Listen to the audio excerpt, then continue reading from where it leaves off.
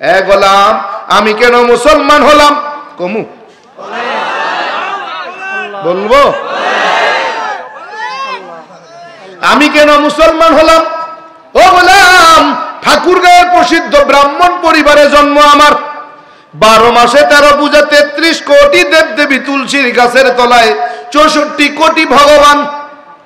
সংস্কৃত ভাষার উপরে পাণ্ডিত্য নিয়ে, ডিগ্রি নিয়ে, ডক্টরেট কইরা বেদ পুরাণ রামায়ণ মহাভারত জেন্দা বেস্তা স্মৃতি শ্রুতি মনুসংহিতা শ্রীমৎ ভাগবত গীতা রাজভোগ কালীভোগ ছাড়াও অসংখ্য কিতাবাদি গবেষণা কইরা 44,441 খানা মন্ত্র পড়ে দেখলাম, তার ভিতরে 30,000 মন্ত্র শুধু মুসলমানের গুণগান। এই 30,000 মন্ত্র কোরআনে হাকিমের 30 পারা, 114টি সূরা, 6,666 মতান্তরে 6,236 আয়াতের সঙ্গে হুবহু মিল পাওয়া যায়। কোরআনে হাকিমের প্রত্যেকটি আয়াতে কারিমার সাথে কয়েক শত মন্ত্র পাঠ করে শোনানো যায়। প্রত্যেকটা মন্ত্রের কিতাবের নাম, অধ্যায় নম্বর, পৃষ্ঠা নম্বর, শ্লোক নম্বরও বলা যায়। এমনি এমনি কিন্তু মুসলমান হই না ভাই। ভাবছ গরুর গোশত খাওয়ার লোভে বোধহয় মুসলমান? না রে, মুসলমান না। গরুর গোশত খাওয়ার জন্য এখন আর মুসলমান হওয়ার প্রয়োজন হয় না।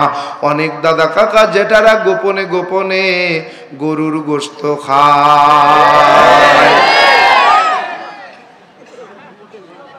কি এমনি গরুর গোশের দাম বাড়ছে? ফের হাজিরিন, এমনি এমনি কিন্তু মুসলমান হই নাই। বাবাই আমাকে বড় আশা নিয়া সংস্কৃত বিশ্ববিদ্যালয়ে ভর্তি করে দিলেন। বাবারে ডাক দিয়ে কই, বাবা কেন আমাকে সংস্কৃত বিশ্ববিদ্যালয়ে পড়াবেন? বলে বাবা বড় পণ্ডিত হতে হবে। বলে কেন? বলে বাবা আমি চিরকাল থাকবো না রে, আমার অবর্তমানে আমার দায়িত্ব কে পালন করবে, এজন্য তোমায় বড় পণ্ডিত হতে হবে। বললাম বাবা বড় পণ্ডিত হলে আপনার দায়িত্ব পালন হবে? বলে হ্যাঁ। বাবার স্বপ্ন পূরণ করতে যাইয়া বাবা আমাকে সংস্কৃত বিশ্ববিদ্যালয়ে যখন দিয়ে আসলেন, দীর্ঘদিন থাকার কারণে বাবা আমাকে দেখার জন্য মন পুরা শুরু হয়ে গেল। 3 দিনের ছুটি নিয়ে বাড়িতে গেলাম। বাবা কই কি ব্যাপার, বাড়িতে কেন? বললাম বাবা ছুটি নিয়ে আসছি। বলে কয়দিন? বলে 3 দিন। কেন? বললাম বাবা আপনাদেরকে দেখার জন্য আমার পরাণ বড় আনচান করে আপনাদের দেখে চলে যাব। বলে সময় মতো যাবো? বলে হ্যাঁ। দ্বিতীয় দিন আমার বাবা পাশে বসে বসে বলতেছে, বাবা লেখাপড়া কেমন চলে? বলে খুব ভালো। বলে বাবা কেমন তুমি লেখাপড়া করতেছো? কোনো কিছু তো শিখেছো? কি তুমি শিখেছো? বললাম বাবা আজব একটা বিষয় আমি লক্ষ্য করেছি। বলে কোন বিষয়টা তোমার কাছে আজব মনে হয়েছে? বললাম বাবা আজব একটা বিষয়, আমরা কত বড় ভাগ্যবান মুসলমান, কত বড় বোকা আর কত বড় মূর্খ। বলে কেন? বললাম বাবা 12 মাসে 13 জন খোদা, 33 কোটি দেব দেবী, তুলসীর গাছের তলায় 64 কোটি ভগবান। আমরা দেইখা দেইখা তাদের কদমে সিজদা করি, আর মুসলমান তাদের খোদারে দেখে না, স্রষ্টারে দেখে না, না দেইখা তাদের কদমে সিজদা করে। কত বড় বোকা। বাবা কয় সত্যি তুমি বড় জ্ঞানী হবা, বোঝা যায়। কি হবা? সত্যি বড় জ্ঞানী হবা, বোঝা যায়। বললাম বাবা আশীর্বাদ করেন, ভগবান যেন আমারে অনেক বড় জ্ঞানী বানায়। বলে আশীর্বাদ করে দিলাম, যাও ভগবান তোমারে অনেক বড় জ্ঞানী বানায়া দিবেন। বলে আমার বংশের সুনাম খ্যাতি অর্জন হবে, আমার বংশের সুনাম ডাক অর্জন হবে, আমার বংশের সুনাম খ্যাতি অর্জন হবে, এই বংশের সুনাম অর্জন হবে। বললাম হ্যাঁ আপনি আশীর্বাদ করেন। বলে 3 দিনের ছুটি শেষ কইরা আবার সংস্কৃত বিশ্ববিদ্যালয়ে চলে গেলাম। সংস্কৃত বিশ্ববিদ্যালয় থেকে ডিগ্রি নিয়ে বাবার সামনে হাজিরা দিলাম। বাবা কই কি ব্যাপার, পরীক্ষার খবর কি? বললাম খুব ভালো। বলে কেমন ভালো? বললাম বাবা বিশ্ববিদ্যালয় থেকে সংস্কৃত ভাষার উপরে ফার্স্ট ক্লাস ফার্স্ট পেয়েছি। বলে আমি জানতাম তোমার মেধা ভালো, তোমার জ্ঞান ভালো, তোমার বুদ্ধি ভালো, তোমার রেজাল্ট ভালো হবে, এটা আমি জানতাম। বলে হ্যাঁ। বলে বাবা কেমন? বলে তোমার রেজাল্টের খবর? বলে ফার্স্ট ক্লাস ফার্স্ট। বললাম বাবা আপনার কাছে একটা প্রশ্ন করি। বলে কোন প্রশ্নটা? বললাম বাবা শুরুতে আপনাকে একটা কথা বলেছি বলেছিলাম স্মরণ আছে? বলে কোন কথা? বললে মুসলমান বড় বোকা, আমরা বড় ভাগ্যবান। বলে হ্যাঁ কেন? বললাম বাবা বেদ কি আপনি মানেন? বলে হ্যাঁ। বেদের শ্লোক মানেন? বলে হ্যাঁ। বললাম বেদ সত্য? বলে হ্যাঁ। কত ভাগ সত্য? বলে 100 ভাগ। বললাম বাবা বেদের শ্লোক সত্য? বলে হ্যাঁ। কত ভাগ? বলে 100 ভাগ। বললাম বাবা বেদ যদি সত্য হয়, বেদের শ্লোক যদি সত্য হয়, তাইলে মুসলমান সত্য, আমরা মিথ্যা। আর বেদ যদি মিথ্যা হয় তাইলে আমরা সত্য, মুসলমান মিথ্যা। বলে কাহিনী কি? বললাম বাবা বেদ বলতেছে না তস্য প্রতিমা আস্তে, আমি সৃষ্টিকর্তার কোনো প্রতিমূর্তি নাই, প্রতিছবি নাই, আকার নাই, আকৃতি নাই, দেখা যায় না, ধরা যায় না, ছোঁয়া যায় না, লাল নীল হলুদ না সবুজ তা অনুভবও করা যায় না। ও বাবা জানতে চাই তাইলে 12 মাসে 13 জন খোদা, 33 কোটি দেবদেবী, তুলসীর গাছের তলায় 64 কোটি ভগবান, তারা খারা? বাবা কয় জানি না। জানেন না তো মানেন কেন? কয় বাপ দাদা পূর্বপুরুষ মানছেন না, মাইনাও পারি না। দলিল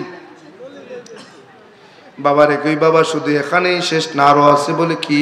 বললাম বাবা রাজভোগ কিতাবের 2192 পৃষ্ঠার মধ্যে একখানা শ্লোক দেখলাম। বলে কি আছে? বলে কৃষ্ণং কৃষ্ণং শ্রীনন্দকেশ সর্বনাম যুগে। বলে অর্থ কি? বলে ভগবান শ্রীকৃষ্ণ বলেন আমি যুগে যুগে কালে কালে অগণিত অবতার হয়ে দুনিয়ার জমিনে অবতরণ করলাম। সমস্ত অবতারগণ আমি ভগবান শ্রীকৃষ্ণকে ভগবান বলে মেনে নিলেন। বাবা কয় ঠিকই তো আছে। বললাম না ঠিক নাই। বলে কেন? বললাম বাবা স্রষ্টা যখন সৃষ্টি হয় কোন স্রষ্টা নিয়ন্ত্রণ করে? বলে বুঝলাম না। বললাম বাবা ভগবান শ্রীকৃষ্ণ তো ছিলেন স্রষ্টা, মানুষের কল্যাণে হলেন সৃষ্টি। ও বাবা জানতে চাই স্রষ্টা যখন সৃষ্টি হয় তখন এই সৃষ্টিকে কোন স্রষ্টা নিয়ন্ত্রণ করে? কয় শ্রীকৃষ্ণ। বললাম না মানি না। বলে কেন? বললাম বাবা ভগবান শ্রীকৃষ্ণ ছিলেন স্রষ্টা, মানুষের কল্যাণে হলেন সৃষ্টি। যেমন মানুষের কল্যাণে তিনি পূর্ব আকাশে সূর্য হয়ে ঝুলে গেলেন। বলেন ওই সূর্য দেবতাকে কোন স্রষ্টা নিয়ন্ত্রণ করেন? বলে শ্রীকৃষ্ণ। বললাম না মানি না। বলে ভগবান শ্রীকৃষ্ণ ছিলেন স্রষ্টা, মানুষের কল্যাণে হলেন সৃষ্টি।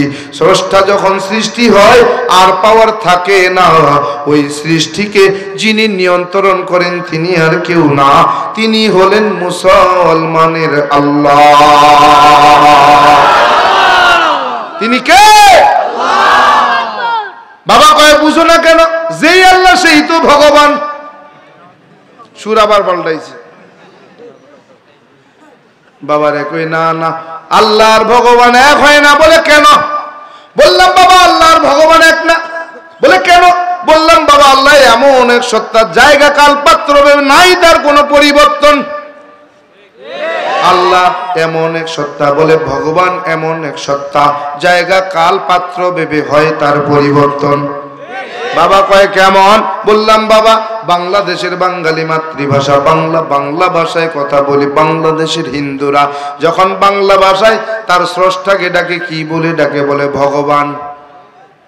বললাম বাবা ইন্ডিয়ার জমিনে যেই হিন্দুরা বসবাস করে মাতৃভাষা হিন্দি, হিন্দিতে কথা বলে। হিন্দি ভাষায় যখন ইন্ডিয়ার হিন্দুরা তার স্রষ্টাকে ডাকে কি বলে ডাকে? বলে ঈশ্বর। বললাম বাবা আমেরিকার জমিনে যে হিন্দুরা বসবাস করে মাতৃভাষা ইংরেজি, ইংরেজিতে কথা বলে। ইংরেজি ভাষায় যখন হিন্দুরা তার স্রষ্টাকে ডাকে কি বলে ডাকে? বলে গড। বললাম বাংলাদেশের ভগবান, ইন্ডিয়া গেলে ঈশ্বর, আমেরিকায় গেলে হয় গড। জায়গা কাল পাত্র ভেবে যার পরিবর্তন তার নাম ভগবান। বাবা কয় কি বুঝাতে চাও? বললাম বাবা আল্লাহ এমন এক সত্তা, জায়গা কাল পাত্র ভেবে নাই পরিবর্তন। বলে কেমন? বললাম বাংলাদেশের বাঙালি মাতৃভাষা বাংলা, বাংলা ভাষায় কথা বলি। বাংলাদেশের মুসলমান বাংলা ভাষায় যখন তার স্রষ্টাকে ডাকে কি বলে ডাকে? ইন্ডিয়ার জমিনে যেই মুসলমান বসবাস করে মাতৃভাষা হিন্দি, হিন্দিতে কথা বলে। হিন্দিতে যখন ইন্ডিয়ার মুসলমান তার স্রষ্টাকে ডাকে কি বলে ডাকে? আমেরিকার জমিনে যেই মুসলমান বসবাস করে মাতৃভাষা ইংরেজি, ইংরেজিতে কথা বলে, ইংরেজি ভাষায় যখন আমেরিকার মুসলমান তার স্রষ্টাকে ডাকে কি বলে ডাকে? বলে পৃথিবীর 200 দেশ এমন একটা দেশ নাই যেখানে আল্লাহকে অন্য নামে ডাকা হয়।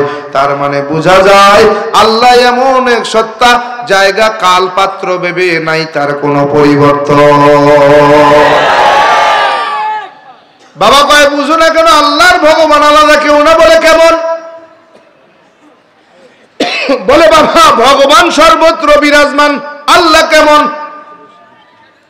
আল্লাহু নূরুস সামাওয়াতি ওয়া মা ফিল আরদ। আল্লাহু আকবার। বলে আল্লাহ কেমন? ফা আইনামা তুআল্লু ফাসাম্মা ওয়াজহুল্লাহ। ও গোলাম, আমি আল্লাহরে কোথায় তুমি তালাশ করো,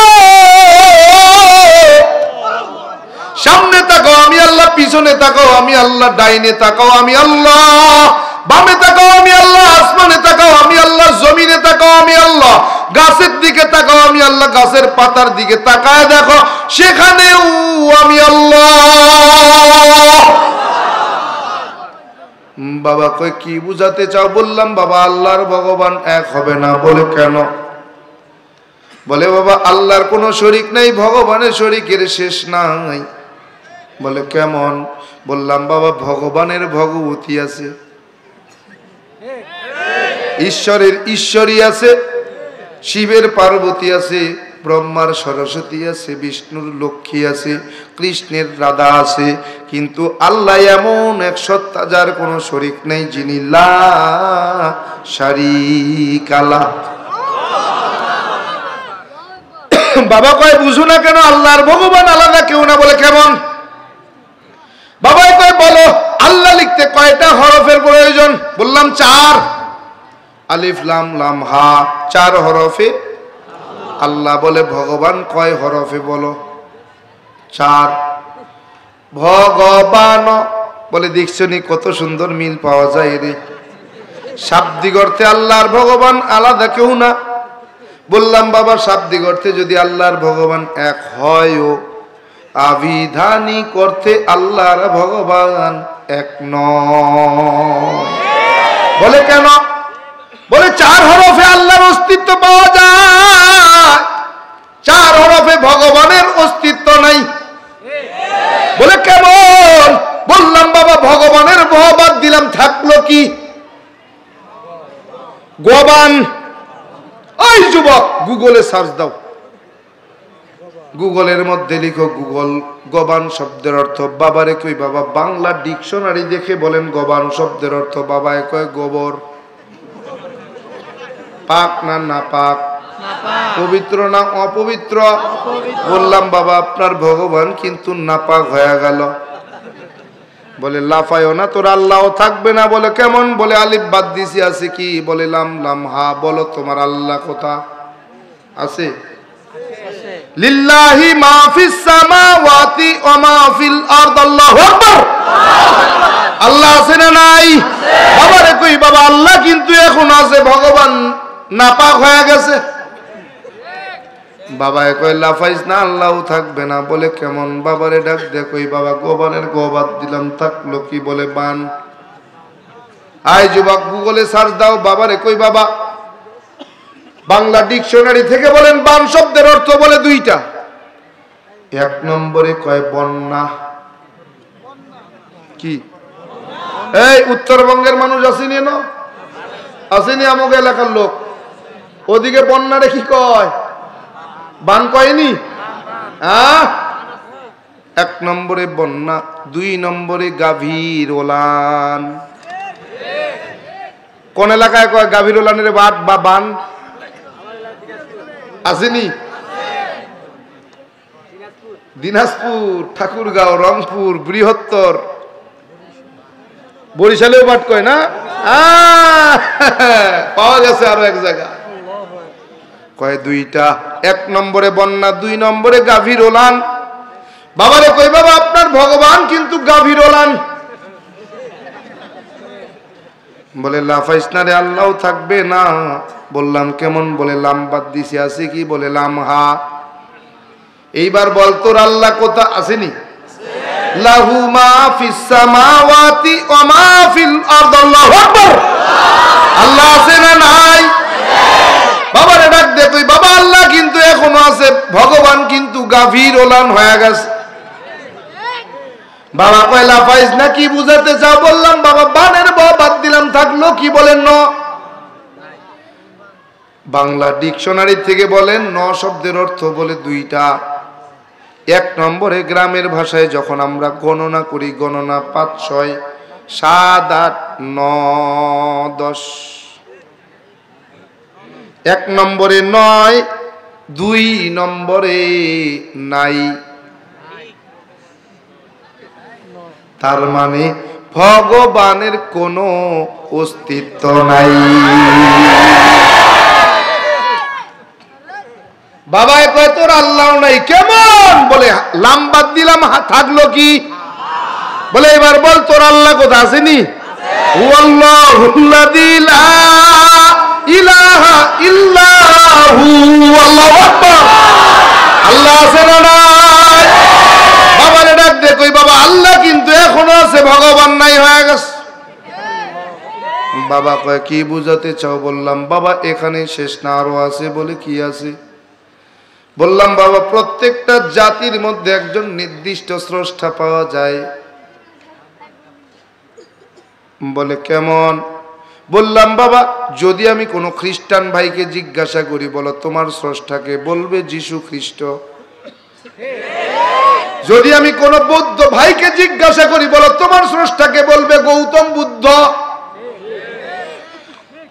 যদি মুসলমানকে জিজ্ঞাসা করি বলো তোমার স্রষ্টাকে, বলবে আল্লাহ। ও বাবা আমিও তো তোমার সন্তান, আমিও হিন্দু, তুমিও হিন্দু। তোমাকে যদি আমি প্রশ্ন করি বলি তোমার স্রষ্টাকে বলো, বলে কনফিউজড, বলা যাবে না। কেন? বলে হিন্দু ধর্মে ৩৬টা গোত্র, সবচাইতে উঁচু গোত্র, দামি গোত্র আমরা। সবচাইতে নিচু গোত্র মেথর চামার মুচি নমশূদ্র, যাদেরকে বলা হয় তারা। বলে এক এক গোত্র এক এক খোদার পূজা করে। যেই গোত্র যেই খোদার পূজা করে তাকেই তিনি স্রষ্টা মনে করে। যারা শিবের পূজা করে তারা মনে করে শিব তার স্রষ্টা। যারা আগুনের পূজা করে তারা মনে করে ব্রহ্মদেব তার স্রষ্টা। যারা বিষ্ণুর পূজা করে তারা মনে করে বিষ্ণু তার স্রষ্টা। যারা কৃষ্ণের পূজা করে তারা মনে করে কৃষ্ণ তার স্রষ্টা। এক এক গোত্রে এক এক স্রষ্টার, সরাসরি নির্দিষ্ট কোন স্রষ্টা তাদের হয় না। বাবা কয় কি বুঝাতে চাও?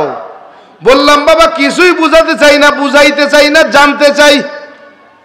বাবা কয় কি জানতে চাও বলো। বললাম বাবা এখানেই শেষ না, আরো আছে। বলে কি আছে? বললাম বাবা বলেন না সৃষ্টিকর্তা কয়জন? বলে কেন? বাবার কাছে জানতে চাই। বাবা কয় কেন? বললাম বাবা জানতে চাই। বলে কেন? বুঝি নাই, বলো। আমি বললাম বাবা সৃষ্টিকর্তা কয়জন? বলে এটা কি তোমার নতুন করে বলা লাগবে? 12 মাসে 13 জন, 33 কোটি দেব দেবী, তুলসীর গাছের তলায় 64 কোটি ভগবান। বললাম না আপনি জানেন না, তাইলে আমার থেকে শুনেন। বলে কি? বলে সৃষ্টিকর্তা কয়জন? বলে একমে বা দ্বিতীয়ম। সৃষ্টিকর্তা এক, দ্বিতীয়, একম এবং অদ্বৈতম। বলে সৃষ্টিকর্তা কারো মুখাপেক্ষী নন, বরং সমস্ত সৃষ্টি জগৎ তার মুখাপেক্ষী। একম ব্রহ্মা দ্বৈত নাস্তি, নহিনা নাস্তি কিঞ্চন। আমি সৃষ্টিকর্তা, খাইও না, ঘুমাইও না, স্ত্রীও নাই, সন্তানও নাই, জন্মও দেই নাই, জন্মগ্রহণ আমি করি নাই। বাবা কি বুঝাতে চাও? বললাম বাবা কোরআনের মধ্যে মুসলমানরা জানে কুলহু আল্লাহু আহাদ আল্লাহুস সামাদ লাম ইয়ালিদ ওয়া লাম ইউলাদ ওয়া লাম ইয়াকুল লাহু কুফুয়ান আহাদ। বাবা কয় মানে কি? বললাম বাবা তাদের আল্লাহ কোরআনে কারিমের মাধ্যমে জানায়া দেন, নবীকে জানায় কুল, হে নবী জানায়া দেন, বলে দেন হু আল্লাহু আহাদ, আমি সৃষ্টিকর্তা, আমি আল্লাহ এক, অদ্বিতীয়। আল্লাহুস সামাদ, আমি কারো মুখাপেক্ষী নই, বরং সমস্ত সৃষ্টি জগৎ আমার মুখাপেক্ষী। লাম ইয়ালিদ ওয়া লাম ইউলাদ, আমি জন্ম দেই নাই, জন্মগ্রহণও আমি করি নাই। ওয়ালাম ইয়াকুল্লাহু কুফুয়ান আহাদ, আমি খাইও না, ঘুমাইও না, স্ত্রীও নাই, আমার সন্তানও নাই। বাবা কয় কি বুঝাতে চাও? বললাম বাবা এখানেই শেষ না, আরো আছে। বলে কি আছে? বললাম বাবা শুধু এখানেই শেষ না, আরো আছে। বলে কি আছে? বললাম বাবা শ্রীমৎ ভাগবত গীতার 7 নম্বর অধ্যায়ের 20 নম্বর শ্লোক। বলে কি আছে? বলে অন্ধতম প্রবি শান্তি ইয়ে অসম্ভূতি মুপাস্তে। বলে তারাই কেবল জড় পদার্থের পূজা করে, গাছের পূজা, মাছের পূজা, আগুনের পূজা, পানির পূজা, পাহাড়ের পূজা, পর্বতের পূজা, মূর্তির পূজা, চেয়ারের পূজা, টেবিলের পূজা করে, যারা অন্ধকারের মধ্যে নিমজ্জিত হয়েছে।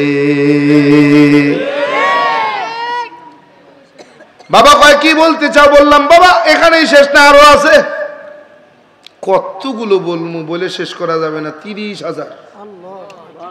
এ সবগুলো মুসলমানের পক্ষের কথা, একটাও বাইরের না। যদি বলা শুরু করি তো রাত শেষ হবে, দিন শেষ হবে, ব্যাখ্যা করে শেষ করতে পারবো না। পেরা হাজিরিন, বাবারে ডাক দেখোই বাবা এখানেই শেষ না, আরো আছে। বলে কি? বলে তত্র কামহ কশক একত্ব মনুপশ্চাৎ। বলে মানে কি বল? বললাম বাবা সৃষ্টিকর্তা বলেন তত্র কামহ, দুনিয়ার জমিনে যদি তুমি শান্তি পেতে চাও, কশক পরকালের জিন্দেগিতে যদি তুমি মুক্তি পেতে চাও, একত্ব মনুপশ্চাৎ। বলে 12 মাসে 13 জন খোদা, 33 কোটি দেব দেবী, তুলসীর গাছের তলায় 64 কোটি ভগবানকে ছাড়, একত্ব মনুপশ্চাৎ সৃষ্টিকর্তা এক আল্লাহকে মানো। বলে বাবা কি বুঝাতে চাও? বললাম বাবা তাদের মুসলমানদের আল্লাহ তার কোরআনের মধ্যে জানায়া দেয়, ইন্নাল্লাযীনা ক্বালু রাব্বুনাল্লাহ, ইন্নাল্লাযীনা ক্বালু রাব্বুনাল্লাহু থুম্মা ইসতাকামু ফালা খাউফুন আলাইহিম ওয়ালা হুম ইয়াহজানুন।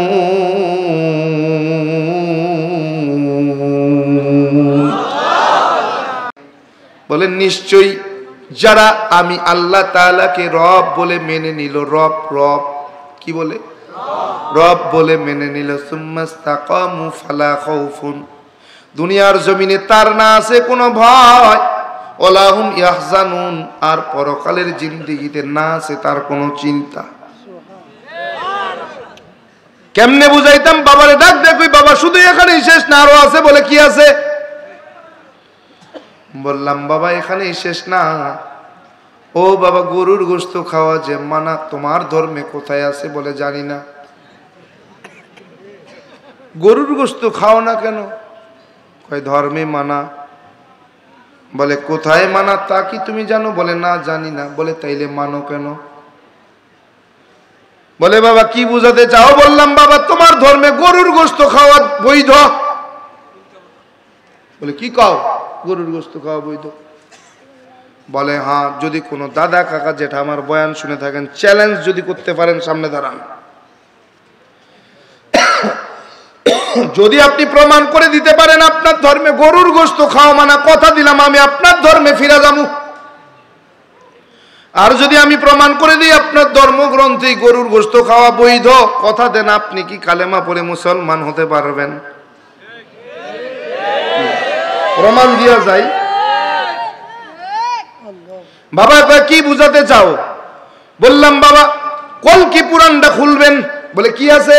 বলে কলকি পুরাণের মধ্যে একটা শ্লোক আছে, শ্লোকের অর্থটা ঠিক এমন, অনেক বড় শ্লোক, সংক্ষেপে বলছি। বলে শ্লোকের অর্থটা এমন। বলে কেমন? বললাম বাবা কলকি পুরাণে আছে সর্বশেষ যিনি অবতার হয়ে দুনিয়াতে অবতরণ করবেন তার নামের প্রথম অক্ষর হবে ম, শেষের অক্ষর হবে দ। যেই নামের অর্থ হবে প্রশংসিত। বলে শুধু প্রশংসিত না, বলে সর্বপ্রশংসিত, যার প্রশংসার কাছে আর কোনো প্রশংসা খাটে না। যিনি গরুর গোশত খাওয়াকে হালাল মনে করেন। এবার আমাকে প্রশ্নের জবাব দেন, বলেন আমার নবীর নাম কি? মুহাম্মদ সাল্লাল্লাহু আলাইহি ওয়া আলিহি ওয়া সাল্লাম। মুহাম্মদ নামের প্রথম অক্ষর, শেষের অক্ষর কি? বলেন মুহাম্মদ শব্দের অর্থ? বলে শুধু প্রশংসিত নয়, বলে সর্বপ্রশংসিত, যার প্রশংসার কাছে আর কোনো প্রশংসা নাই। বলেন আমার নবী গরুর গোশত খাওয়া হালাল নাকি হারাম মনে করেন? তার মানে তাদের ধর্মগ্রন্থ কলকি পুরাণের মধ্যে গরুর গোশত খাওয়া হালাল। এবার তোমার যদি বুকে বল থাকে, দাঁড়ায় চ্যালেঞ্জ করো, তোমার ধর্মে এটা নাই, এই শ্লোকটা তোমার ধর্মগ্রন্থে নাই, এটা যদি প্রমাণ করে দিতে পারো, কথা দিলাম আমি তোমার ধর্মে ফিরে যাব।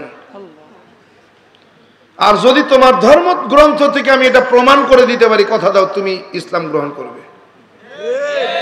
বাস, কথা নাই।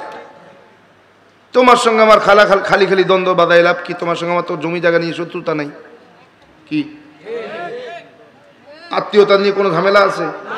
তোমার সঙ্গে আমার কোনো লেনদেনে ঝামেলা, জমি জায়গা নিয়ে কোনো ঝামেলা আছে? কিচ্ছু নাই। বলতেছি কেন? তুমি জানো না, তোমাকে জানানোর জন্য বলতেছি। কি কেন বলতেছি? বলে আল বাল্লিগু আন্নি ওয়ালাউ আয়া আও কামা ক্বালান নবী আলাইহিস সালাতু ওয়াসসালাম। তুমি যদি আমার থেকে একটা কথাও জানো, এটা আরেক ভাইকে পৌঁছায়া দাও, এই নিয়তে বলতেছি। তোমার শত্রু নয়, তোমার বন্ধু হিসেবে বলতেছি। আমি চাই তুমিও আমার সঙ্গে জান্নাতে যাও। কি তুমি জাহান্নামে যাও, এটা আমি চাই না। আমরা একই বাবার সন্তান, আমি চাই একই বাবার সন্তান হয়ে সবাই আমরা জান্নাতে যাই। হাজিরিন, বাবার কাছে বলতেছি, বাবা এখানেই শেষ না, আরো আছে? বলে কি আছে? সর্বশেষ একেবারে টাইনে নিয়ে আসছি খাটো করে। বাবারে ডাক দে, কই বাবা আরো আছে? বলে কি আছে? বললাম বাবা উত্তরায়ণ বেদ খোলেন। বলে কি আছে? উত্তরায়ণ বেদের মধ্যে, বলে বেদের মধ্যে একখানা শ্লোক আছে, বড় অর্থপূর্ণ শ্লোক। বলে কি শ্লোক বলো? বলে লা ইলাহা ভর্তি পাপম ইল্লু ইলাহা পরম পাদম জন্ম বৈকুণ্ঠ প ইনুতিত জপি নাম মুহাম্মদ। বলে অর্থ কি? বললাম বাবা এই শ্লোকের অর্থ আমি করি নাই, এই শ্লোকের অর্থ করেছেন ডক্টর বেদ প্রকাশ উপাধ্যায়, যিনি লন্ডনের অক্সফোর্ড বিশ্ববিদ্যালয় থেকে 10টা ভাষার উপরে ডক্টরেট নিয়েছেন, পিএইচডি করেছেন, যিনি হিন্দুদের একজন ধর্মগুরুও বটে। ডক্টর বেদ প্রকাশ উপাধ্যায় তার নিজের হাতের লেখনীতে একটা কিতাব লিখেছেন, নাম তার কল্কি অবতার। কল্কি অবতারের 33 নম্বর পৃষ্ঠার মধ্যে তিনি এই শ্লোকের ব্যাখ্যা করেছেন। তিনি বলেন, ও দুনিয়ার হিন্দু মানুষ, সত্যিকারের হিন্দু যদি তুমি হতে চাও, এই শ্লোকের 2টা অংশ তুমি মনে প্রাণে মেনে নাও। বলে কি আছে এই 2 অংশের মধ্যে? বলে প্রথম অংশ লা ইলাহা ভর্তি পাপম ইল্লু ইলাহা পরম পাদম।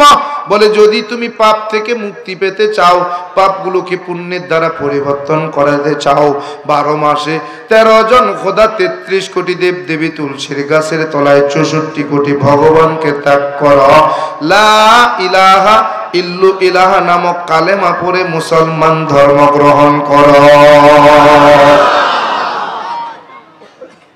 দ্বিতীয় অংশ জন্ম বৈকুণ্ঠ পরিণতিত জপি নাম মুহাম্মদ। আর মৃত্যুর পরে যদি বৈকুণ্ঠ নামক স্বর্গে তুমি যেতে চাও, যেই স্বর্গে গেলে ক্ষুধার যন্ত্রণা থাকবে না, যেই স্বর্গে গেলে পানির পিপাসা লাগবে না, যেই স্বর্গে গেলে গাছের পাকা ফল ছোটায় খেতে কেউ নিষেধ করবে না, যেই স্বর্গে গেলে কখনো তোমার বয়স বৃদ্ধি হবে না, যেই স্বর্গে গেলে কখনো তুমি অসুস্থ হবে না, যেই স্বর্গে গেলে কখনো তুমি মারা যাবে না, যেই স্বর্গে গেলে কখনো আর দুনিয়ায় ফেরা লাগবে না, ওই স্বর্গে যদি যেতে চাও এমনি যাওয়া যাবে না। ওয়াপ ইনুতি তজপি নাম মুহাম্মদ। বলে মুহাম্মদের জীবন আদর্শ তোমার জীবন আদর্শ বানাও। এই দুইটা কাজ করলে তুমি সত্যিকারের হিন্দু। একটাকেও যদি অস্বীকার করো তুমি হিন্দুও না। এখন উপায় কি? হিন্দু হতে হলে কালেমা পড়ে মুসলমান হওয়া ছাড়া হিন্দু হওয়া যাবে না। তার মানে কি? কালেমা পড়ে মুসলমান হতে হবে। তাইলে তুমি কি? হিন্দু। তাইলে তুমি হিন্দু। আর যদি কালেমা না পড়ে তুমি অস্বীকার করো তাইলে তুমি কি না? হিন্দুও না। কারণ আমারে ধরে লাভ কি? যদি ধরতেই মনে চায় ডক্টর বেদপ্রকাশ উপাধ্যায়রে ধরো, আমি তো ব্যাখ্যা করি নাই, করেছেন উনি। যদি কও দলিল কি, আহ গাড়ির কাছে, গাড়ির পিছনে একটা ব্যাগ আছে, কিতাবের ব্যাগ নিয়ে ঘুরি। জানি তো তোমরা কোন সময় মানে আটকাও, আমি জানি। এজন্য দলিল নিয়েই ঘুরি। এটা ব্যাগ আছে, আইসা কোবা পাইছো কই দেখাও, আহ দেখাইয়া দেই। কি এমনি এমনি মুসলমান হইছি মনে হয়? এত সহজ? বুক ফুলাইয়া বয়ান করে বেড়াইতেছি, এ পর্যন্ত 215 জন কালেমা পড়ছি। কি এমনি এমনি মনে করছো যে ওই খালি কলস বাজে বেশি? কিচ্ছু জানি না, খালি চিল্লায়। আয়া দেখো চিল্লাই না আছে কিছু, এলেই বুঝবা। কিছুদিন আগে ভারতের এক দিদি পদ্মাবতী মণ্ডল আমার একটা মন্ত্র নিয়ে উনি বিভিন্নভাবে ট্রল করলেন, আমার বিরুদ্ধাচরণ করলেন। করছিলেন না? অনেকেই দেখছেন ভিডিওটা। এক মহিলা হিন্দু, পদ্মাবতী মণ্ডল। তো এই ভিডিওটা আমাকে বিভিন্ন জন দিল, দেওয়ার পরে আমি আবার এই ভিডিওর বিপক্ষে আরেকটা ভিডিও বানালাম দলিল টলিল দিয়া। এবার দেখি পরের ভিডিওতে পদ্মাবতী মণ্ডল দিদি আমার, এবার উনি কইতেছে, পরবর্তী ভিডিও বানাইছে, আসলে মৌলভী যা বলছে কথাটা এমন না, তবে এরকম, এমন না কিন্তু এমন। মানে কি? মহাখালী যাবে একটা সোজা রাস্তা, আর একটা এই দিক দিয়ে ঘুরে রাস্তা। যাবে কোথায়? মহাখালী যাবে। আর আমি সোজা যাইতে যাচ্ছি, ও কয় না এদিক দিয়ে যাবাকে, এদিক দিয়ে যাও। কি এর এই কিছুদিন আগে আবার, উনি তো বন্ধ হয়ে গেছে এরপর আর নাই, এই কিছুদিন আগে আবার আরেকটা ছাগল ইন্ডিয়ায় বইয়া চ্যালেঞ্জ করছে। নাম হলো পবিত্র কুমার দাস। পবিত্র কুমার দাস, নমশূদ্র, ব্রাহ্মণও না। যদি চক্রবর্তী ব্যানার্জি মুখার্জি টুকার্জি হইতো তাও নাই বিশ্বাস করতাম, যাক আমার মতো, তুই কিছু বোধহয় জানে। এ হলো কি? নমশূদ্র দাস। নামের পিছনে লাগায় এখন কয় পবিত্র কুমার আর্য। উরি বাবা! উনি আমারে চ্যালেঞ্জ করছে, কয় মৌলভী যে মন্ত্রগুলো বলছো এই মন্ত্রগুলোর যদি দলিল দিতে পারো তাহলে আমি মুসলমান হবো, আর যদি দলিল দিতে না পারো তাহলে তুমি হিন্দু হবা। এই শর্তে তোমার সঙ্গে আমার ডিবেট। কোথায়? কয় ভিডিও কলে। কোথায়? ভিডিও কলে। তুই ইন্ডিয়ায় বইয়া কে? সামনে আয়। কি ভিডিও কলে দরকার কি? সামনাসামনি ব, হয় তুই আমার দেশে নে, আমারে তোর দেশে নে। কি আমার তো ভিসা দেওয়া বন্ধ, ইন্ডিয়ার কোনো ভিসা আমারে দেয় না। 4 বছর আবেদন করি, নাকচ। কারণ ভয় আছে তো, 215 জন তো বাংলাদেশেই হয়েছে। আবার ইন্ডিয়ায় যদি যাওয়ার সুযোগ হয়, না জানি কত হাজার নিয়ে আই, এই ভয়ে ভিসাই বন্ধ করে দিছে। তো ঠিক আছে, হয় তুমি আমার ভিসা লাগায় নিয়ে যাও, তোমার দেশে বসি, আর না হয় তুমি আমার দেশে আসো, তোমার সব খরচ আমি বহন করি। কি সামনাসামনি বৈশাস, লড়াই তো হবে সামনাসামনি, শিয়ানে শিয়ানে তর্ক হবে। কি লড়াই হবে সমানে সমানে। এখন শোনেন, ঘটনা হয়েছে কি, ওই মানিকগঞ্জে এক MBBS ডাক্তার, ঢাকা মেডিকেলে তার ডিউটি, কিন্তু বাড়ি কোথায়? মানিকগঞ্জ। প্রত্যেকদিন বাড়ি যায় আর আসে, বাড়ি থেকে ডিউটি করে। তো মানিকগঞ্জের বাসে উঠছে, ঢাকা মেডিকেলে নামবে। ঢাকা মেডিকেলে আসবে, ওই নবীনগর যখন আইছে হকার উঠছে। কি উঠছে? এক হকার ট্যাবলেট বিক্রি করতেছে, সিরিপুরি ট্যাবলেট। এক ট্যাবলেটেই সব রোগের ওষুধ আছে না? বেসেনি হকাররা চাপার জোরে। কিসের জোরে? জীবনে কোনোদিন কি লেখাপড়া করছে মেডিকেলে? এখন তাহলে ওষুধ বিক্রি করে কয় কেমনে? কয় চাপার জোরে। আর এমবিবিএস ডাক্তারও বয়া রয়েছে, আর হকারও উঠছে। এখন হকারে কয় শুধু যাত্রীবৃন্দ, আমি হেকিম অমু। বাপরে বাপ, কি নাম কইছে? আমি হেকিম অমু, আমি আপনাদের সামনে এমন একটা মেডিসিন নিয়ে হাজির হয়েছি যেই মেডিসিনটা সমস্ত রোগের কাজ করে। এখন এমবিবিএস ডাক্তার পাশে বইয়া চিন্তা করে সর্বনাশ, সারা জীবন লেখাপড়া করলাম, বাপ দাদার এত টাকা পয়সা খরচ করলাম, লাভ কি হলো?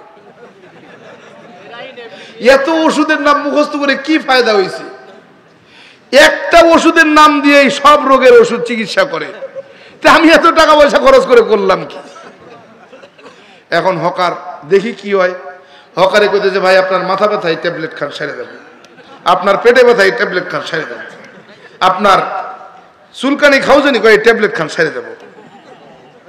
উমা, এখন এমবিবিএস ডাক্তার চিন্তা করতেছে কি করি, এর সঙ্গে তো চ্যালেঞ্জ, এখন তো এর নামায় চ্যালেঞ্জে বসা দরকার, ঠিক না? কিন্তু আসলে কি বসা দরকার? আসলে বসা দরকার? দূর মিয়া, কি এর বসে? ওর সঙ্গে বই আর ইজ্জত যাব না? ওর কাছে কোনো দলিল আছে, কিতাব আছে? ও পড়ছে কোনোদিন? ও তো সব চাপার জোরে। কি আছে? চাপার জোর। এর সঙ্গে বয়া আর নিজের ইজ্জত খোয়া দুটাই সমান। তো হ্যাঁ, চাপা দিয়া যদি বেচতে পারে বেচুক গে, আমার কি? হ্যাঁ, তো আর সব রোগী নিতেছে না, আমার রোগী তো আর তার কাছে যাইতেছে না, তো আমার এত টেনশন কিসের? ব্যাস। এখন ইনি হলো পবিত্র কুমার দাস, উনি হলেন ওই হকারের মতো, ইন্ডিয়ায় বসে হকারির, এক ট্যাবলেটেই সব রোগের ওষুধ। কেমন? আমারে যখন চ্যালেঞ্জ করছে আমার আগে, এখন বিভিন্ন জনে পাঠাইতেছে, হুজুর এই দেখেন আপনার এই ডিবেটে চ্যালেঞ্জ দিছে, আপনি ডিবেটে বসবেন না? আমাকে ভাই ডিবেটে বসবো, আপনারা তো মাথা ব্যথা কেন? এই যে সোশ্যাল মিডিয়া গরম করা লাগছে। আমাকে হকার যখন হকারি করে, তখন কোনো এমবিবিএস ডাক্তার কি তার চ্যালেঞ্জ গ্রহণ করে? না তো। হয়তো হেলে হকার, হের লগে আমি এমবিবিএস ডাক্তার কি আমি চ্যালেঞ্জের মোকাবেলা করুন? কি দরকার? এখন পেজের লিঙ্ক পাঠাইছে, পেজে ঢুকে দেখি, এইভাবে টানতে টানতে দেখি, এখন দেখি ওর কিছু দূর নিচে যায়, দেখি ডক্টর মিজানুর রহমান আজারিরও চ্যালেঞ্জ করছে। কারে করছে? ডক্টর মিজানুর রহমান আজারি সাহেব চ্যালেঞ্জ করছে। উনি একটা প্রতিমা নিয়ে একটা কথা বলছেন, ওনারে চ্যালেঞ্জ করছে। সর্বনাশ। যাক, ভালো কথা। আর একটু টানি, টানতে টানতে নিচে যায়, দেখি ডাক্তার জাকির নায়েকেও চ্যালেঞ্জ করছে।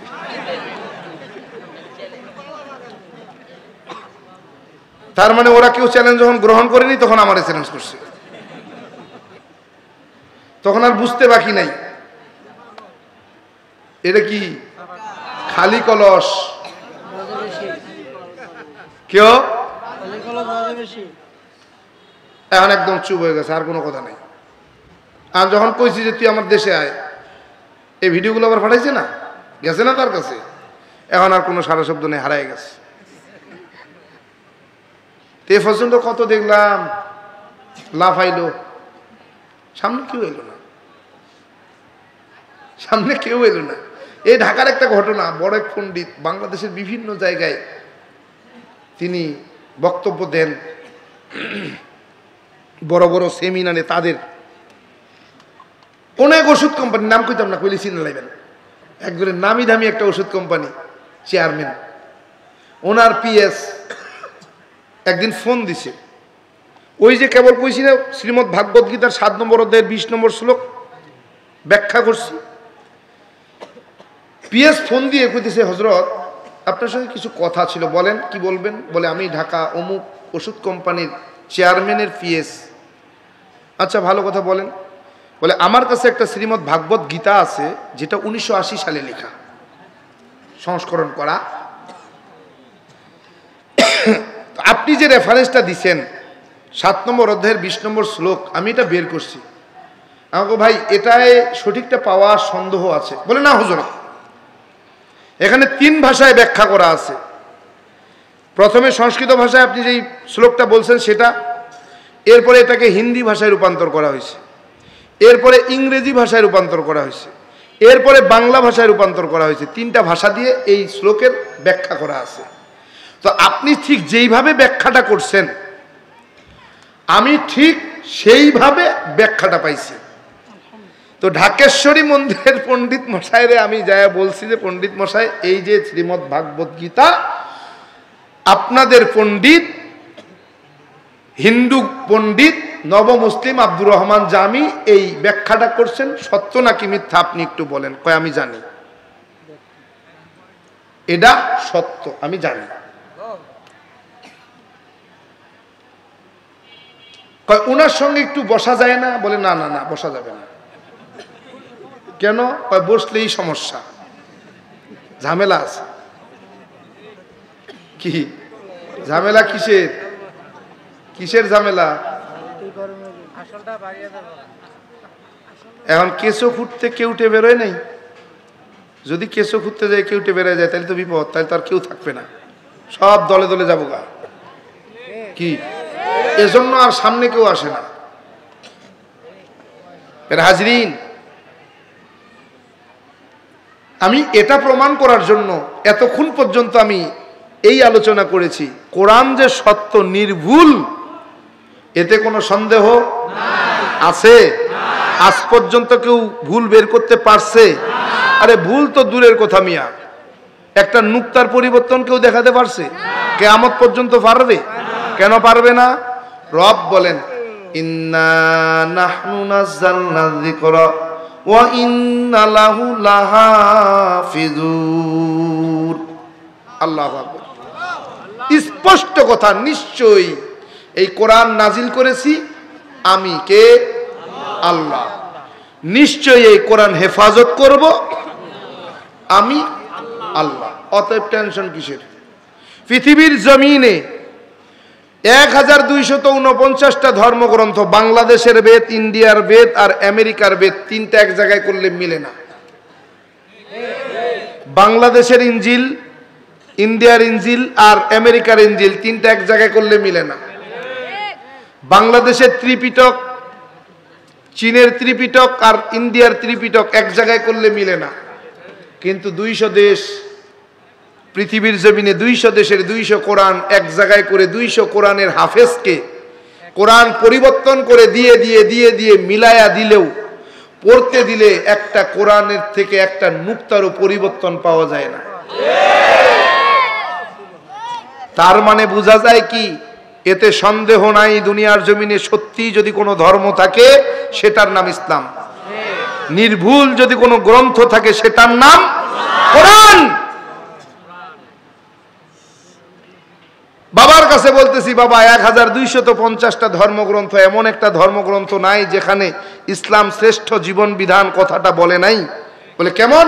বলে ত্রিপিটক, এই তাওরাত খোলেন, হিব্রু ভাষায় লেখা। তাওরাত কিসের ভাষা? হিব্রু ভাষায় লেখা। তাওরাত খোলেন, তাওরাতের মধ্যে আল্লাহ বলতেছেন নিশ্চয়ই আমার পছন্দ করা জীবন বিধান ইসলাম। আপনি জবুর খোলেন, জবুরের মধ্যে আল্লাহ বলছেন নিশ্চয়ই আমার পছন্দ করা জীবন বিধান ইসলাম। আপনি ইনজিল খোলেন, ইনজিল বলছে নিশ্চয়ই আমার পছন্দ করা জীবন বিধান ইসলাম। আপনি মুসলমানদের কোরআন খোলেন, ইন্নাদ-দীনা ইনদাল্লাহিল ইসলাম, নিশ্চয়ই আমার পছন্দের জীবন বিধান ইসলাম। ও বাবা, আপনার বেদ খোলেন। বলে কেন? বেদ কি বলছে দেখবেন না? কয় কি বলছে? ইদাং ইসলানাং কসাং ইল্লাল্লাহ। বাবাই কয় অর্থ কি বল? বলে ইদাং শব্দের অর্থ দিন বা জীবন বিধান। ইসলানাং শব্দের অর্থ ইসলাম, অসাং শব্দের অর্থ পছন্দ করা বা মনোনীত হওয়া। ইল্লাল্লাহ হলো সৃষ্টিকর্তা। এক কথায় সৃষ্টিকর্তার পছন্দ করা জীবন বিধানের নাম ইসলাম। এখন তুমি যদি না মানো, কেমনে মানামু কও? মানানোর কোনো সুযোগ আছে? হাজিরিন, এজন্য এগুলা কোরআনটা যে সত্য এর মধ্যে কোনো সন্দেহ নাই। কোরআন সত্যি, সত্য না মিথ্যা? বলো, কোরআন যেমন সত্য, কোরআনের মধ্যে জান্নাত জাহান্নামের বয়ান আছে, সত্য নাকি মিথ্যা? এই কোরআনের মধ্যে কবরের আযাবের বয়ান আছে, বলো সত্য নাকি মিথ্যা? এরে গোলাম, এরে যুবক, এ বৃদ্ধ বাবাজি, পদ্মার আড়ালের মা, এরে যুবক, এই কোরআনটা যে সত্য এর মধ্যে কোনো ভুল নাই, সন্দেহ নাই। এ গোলাম, এই কোরআন যেমন সত্য, ওই জাহান্নামের আযাব হবে এটাও কিন্তু সত্য। এরে যুবক ও বৃদ্ধ বাবাজি, পদ্মার আড়ালের মা, ওই জাহান্নামের আযাব কিন্তু সহ্য করতে পারবো না। আজকে তওবা করো, আল্লাহ জীবনে আর কোনোদিন গুনাহের কাজ করব না, নেকের কাজ ছাড়ব না। আয় আল্লাহ, একটা ওয়াক্ত নামাজ আর জীবনে কোনোদিন কাজা করব না, নবীর একটা সুন্নতের জবাই করব না, বাবা মায়ের খেদমত করব, বেয়াদবি করব না, হক্কানি ওলামা একরাম পীর মাশায়েখের সঙ্গে বেয়াদবি করব না, কোরআনটাকে বিশুদ্ধভাবে তিলাওয়াত করতে শিখব, কোরআনওয়ালা সন্তানের বাবা হব, মা হব। আয় আল্লাহ, বেপরদায় বেগানা নারী আর পুরুষের সামনে কখনো যাব না, দেশ ও রাষ্ট্রের বিরুদ্ধে ষড়যন্ত্র করব না। এ যুবক, এ বৃদ্ধ বাবাজি, পদ্মার আড়ালের মা, তওবার নিয়ত যদি খাঁটি হয়, দিলের মধ্যে যদি মুনাফিকি না থাকে, খাঁটি তওবার নিয়তে দুটা হাত আমার আল্লাহরে দেখায়া দাও। আয় আল্লাহ তাআলা, তওবা করতেছি, জীবনে আর নামাজ ছাড়বো না, নবীর সুন্নতের জবাই করব না, পিতা মাতার খেদমত করব, বেয়াদবি করব না, হক্কানি উলামা একরাম পীর মাশায়েখের সঙ্গে বেয়াদবি করব না। দে আল্লাহ, আল্লাহ কোরআনটাকে বিশুদ্ধভাবে তিলাওয়াত করতে শিখবো, কোরআনওয়ালা সন্তানের বাবা হব, মা হব। আয় আল্লাহ, বেপরদায় বেগানা নারী আর পুরুষের সামনে কখনো যাব না।